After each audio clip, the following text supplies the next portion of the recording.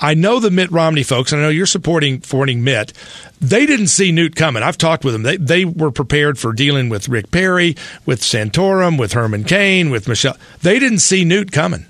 No, I don't think any of us did, because those of us who have been politically active for a while recall what a disaster he was in the 90s. He had his shot. That's when he was going to run for president.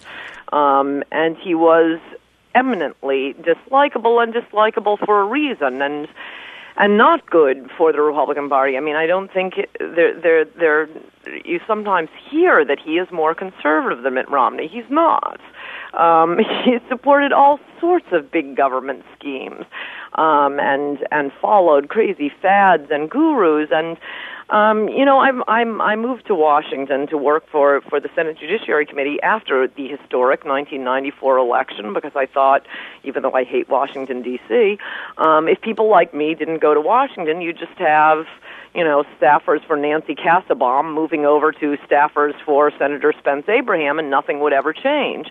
And those of us who were there or lived through it as you do remember that time. And with Newt Gingrich, you get the wild, iconoclastic statements, and just this hurly-burly of constant enraging of the left, but you never actually got the policy changes. I mean, Reagan was called every name under the sun, but that was because he was changing laws. He was implementing the largest tax cut in United States history, and therefore he was accused of attacking the poor. With Newt Gingrich, what you get is, immediately after Republicans take Congress, you have Newt Gingrich out there, first of all, babbling about the Tofflers, these New Age gurus he followed for several decades, like so many strict conservatives do, and his call for orphanages, for children on welfare, for janitorial jobs for children on welfare.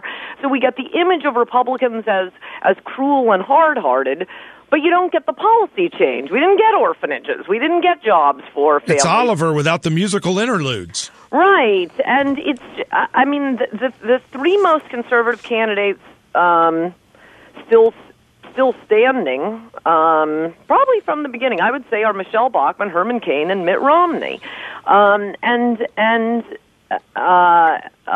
the risk of sounding iconoclastic myself, I do think you are seeing some mob-like tendencies in some elements of the conservative movement. This idea that, we don't care that Newt Gingrich took $1.6 million from Freddie Mac or cheated on two wives and then, is indulging the shopaholic habits of his third wife. He really sticks it to Obama and we'll go from Trump to Gingrich. It is, but that's one of the things that was attractive about your friend Chris Christie. I mean, they like a guy who's got that fire, who's going to bring the fight to the battle, and I think the question is whether Mitt Romney has that fire in his belly, whether he's up to the brutal fight that's coming with Obama. But that is not our party. Our party is the calm party, the reasonable party, not the one that is going around calling, Obama a Muslim colonialist, as Newt Gingrich has.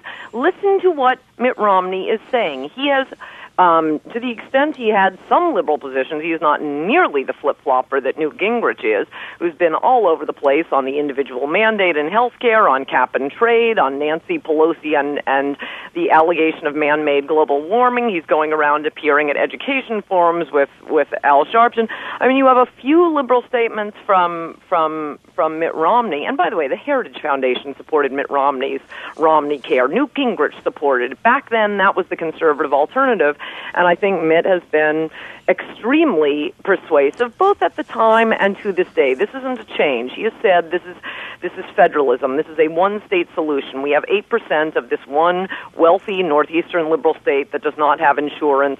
And the reason he was frustrated in that debate, by the way, and made the $10,000 bet, which I have no problem with, it's an expression when you're frustrated. I've bet people $1 million when I absolutely know I'm right.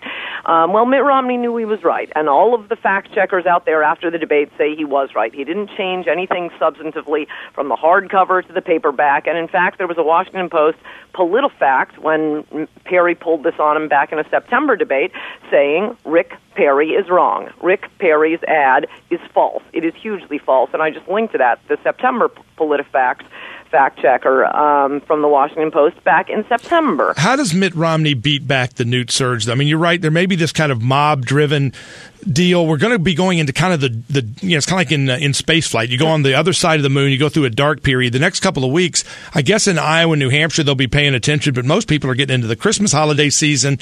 They're not going to pay attention to politics for a couple of weeks. So Newt kind of keeps his lead when nobody is kind of changed the dynamic much in the next few weeks. Yes, I'm concerned about that. I just think it's incumbent upon those of us who have been paying attention to politics before last year to warn the Tea Partiers or not the Tea Partiers, it isn't the Tea Partiers, that's not fair, but there are some newly active elements of the Republican Party that simply don't have the historical knowledge, and there is more to politics than being an angry rebel. You have to sit quietly and read to yourself and find out why Newt Gingrich was so massively unpopular.